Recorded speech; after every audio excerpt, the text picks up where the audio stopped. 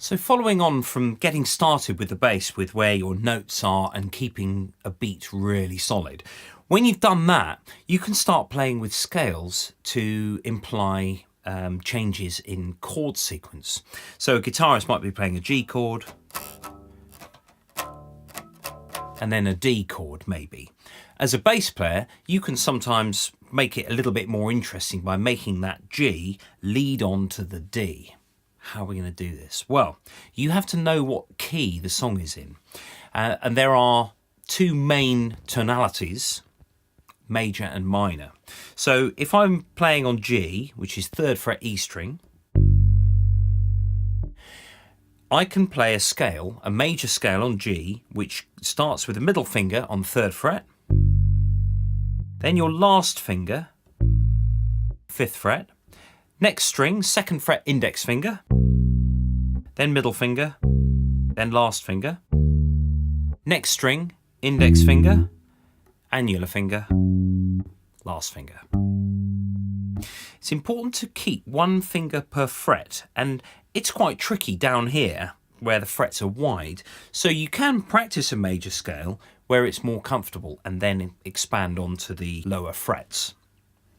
So G, A, B, C, D, E, F sharp, G.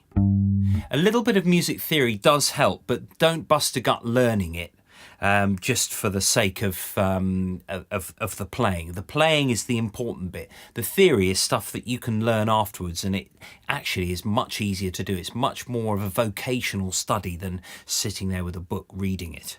So, G, major scale. So if I'm going for a G chord to a D chord, I can go. So I started on the G and went through that major scale part of it and landed on the D. I can also do that if I'm going to from G to C. I can go like that.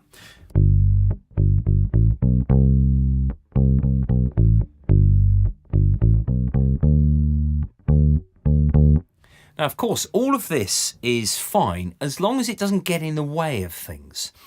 You can actually use parts of the scale. You don't have to interpolate the whole scale. So from G to D,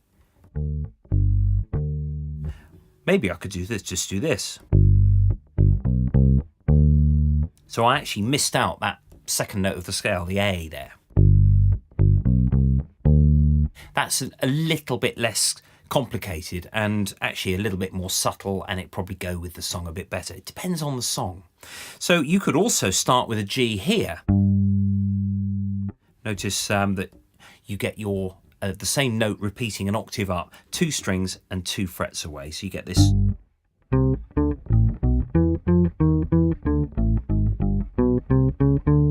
So G here, I could go from the top G down to the D. There's nothing to stop me also going past the D and back to it. But again, more complicated it is, the more likely it's not going to fit in with your rhythmic scheme. If I just go back to the drum kit here.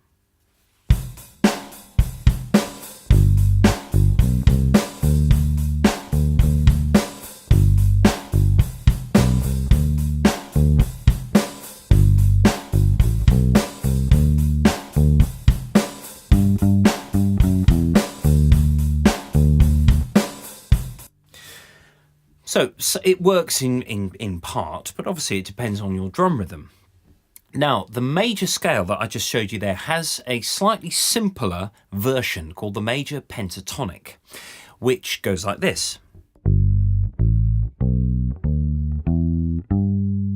So it misses out some of those notes that were in your scale, and it forms the basis for the riff for My Girl. My girl.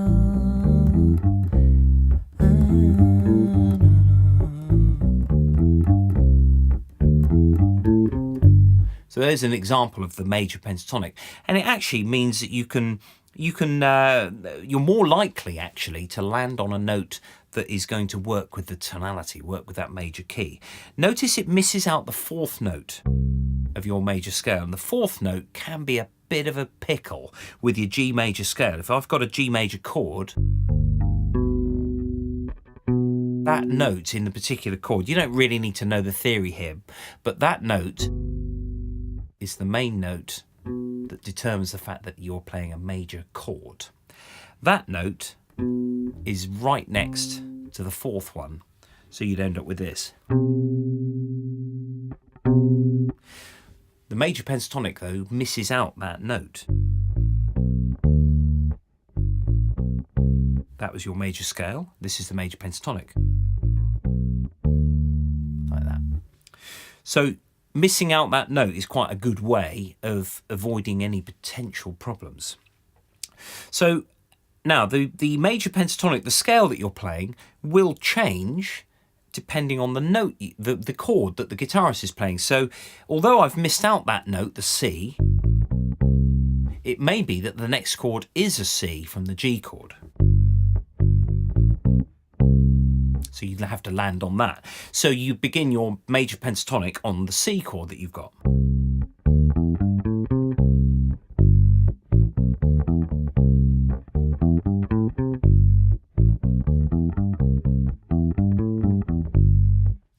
So that's major. Then you get the minor scales. It's a similar thing in that you get something called the natural minor. There's actually a few different minor scales here. So this could be a bit of a minefield, but the main notes are these.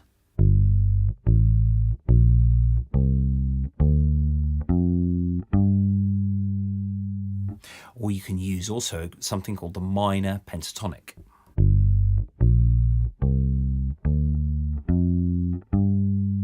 Billie Jean.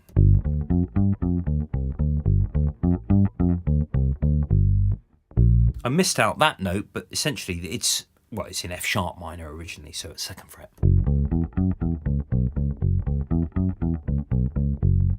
So the minor pentatonic then works in a similar way to the major pentatonic. First finger, last finger, next string, first finger, annular finger, first finger, annular finger. Annular being the ring finger.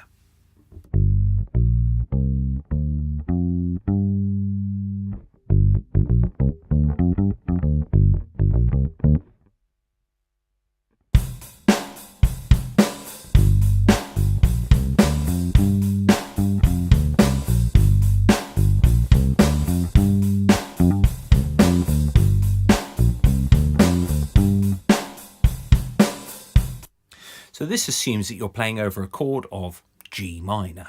So you've got G on the third fret here, and if you've got the guitarist playing a G minor chord, that's what you could play, for example. And scales like this are really useful where the chord doesn't move. If you've got 4 bars of G minor, you might as well make something of that with a subtle. Don't make things too complicated here.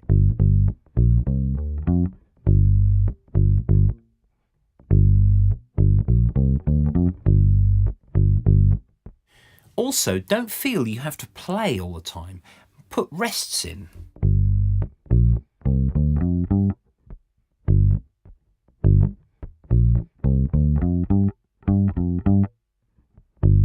Those silences are as musical as the notes themselves. Always remember that.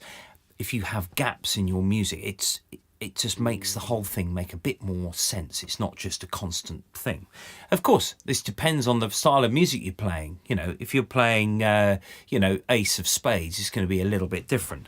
Now, on that subject, playing with a plectrum can be a good way of getting a bit of a more of a grunty tone to your sound. Fingers are softer. But sometimes you want a full sound where you go. Finished with my woman, 'cause we couldn't help me with my life. Depends on your style of music. So there's your major pentatonic and minor pentatonic, and a little bit of interpolating between chords using those scales.